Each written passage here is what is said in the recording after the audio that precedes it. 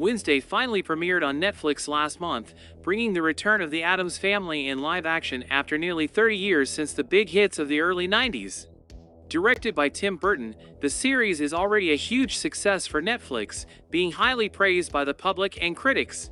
And today, I bring you some curiosities about Wednesday, the new Netflix production. Finally, Tim Burton. When we look back at Tim Burton's career, it becomes undeniable that he was simply born to work with the Addams Family. Always flirting with the dark, the gothic, and the supernatural, Burton has in his curriculum great works like The Nightmare Before Christmas, Corpse Bride, Beetlejuice, and Edward Scissorhands. Even his Batman brought a whole dark and gothic aura to Gotham City. So it's curious that it took Burton so long to finally get his hands on a owned by the Addams Family. Turns out this has almost happened a few times over the years. Last 3 decades, Burton was asked to direct the first Addams Family movie in 1991, but he had to decline the invitation because he was busy with the production of Batman Returns. Later, in 2010, he was hired by Illumination for a stop-motion Addams Family project, which ended up being canceled. But now Tim Burton been able to put his Addams Family aesthetic on the new Wednesday TV series. 2 Wednesdays. Older Addams Family fans might recognize the botany teacher Marilyn Thornhill, played by Christina Ricci.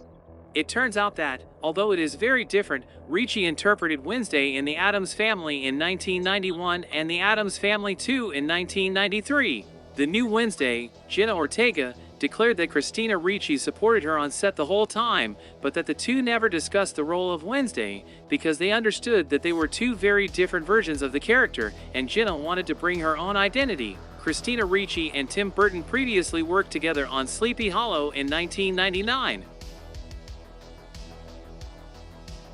Cousin It. Cousin It is a particularly interesting Addams Family character, as he was created in the Charles Addams cartoons like the other characters. In truth, the characteristic Cousin It appeared in the TV series of the 60s. It has since been added to all Addams Family-related products. Cousin It does not appear in Wednesday, but an ancestor of it. When Uncle Fester appears in the episode 7, he helps Wednesday track down the diary of the founder of Nevermore Academy, Nathaniel Faulkner, and they discover that one Ignatius was his right-hand man. A painting is found, in fact, bearing the image of this ancestor of Cousin It. Perhaps this is an indication of that if the series gets another season, we could see Cousin It at some point. Thing, who also draws attention in the series, as always, is Thing. After all, it's not all franchise that features a severed hand that walks around like a spider. And although most of fans might assume that Little Hand is done in CGI in the series, this is not true. Netflix hired a professional illusionist to play the role of classic Thing. The illusionist wore a blue costume that could be edited later, in post-production.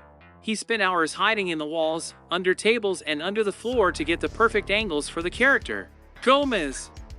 Some people, without a deeper knowledge of the Addams Family, ended up complaining about the casting of actor Luis Guzman as Gomez. A lot of it, due to the character's more recurring iterations as a handsome Casanova, like the iconic Raul Julia.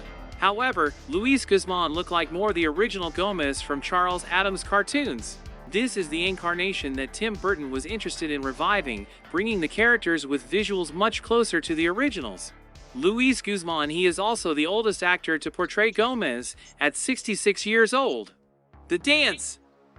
The famous Wednesday dance, it was Jenna Ortega herself who created this choreography from scratch. According to the actress, she had spent some time studying how the Gothic club dances of the 80s worked. The result was really good. Carrie. In addition to several references to Edgar Allan Poe, Wednesday also makes reference to the 1976 movie Carrie, in turn inspired by the book of the same name by Stephen King. During the ballroom scene, a tank full of red paint is connected to the hall's sprinkler system, showering the students with blood. Wednesday thinks all a lot of fun, but she gets frustrated when she realizes it wasn't pig's blood for real. This is a direct reference to Carrie, where the bullies dump a bucket of pig's blood on Carrie shortly after she was crowned prom queen. The amount of blood also goes back to the 1991 film. There, Pugsley and Wednesday act in a play and simulate having their arms cut off. Blood spurts all over the audience in a very similar way to what we see in Carrie and Wednesday from Netflix. Record. Wednesday has become such a hit on Netflix that a second season is just around the corner, a matter of time.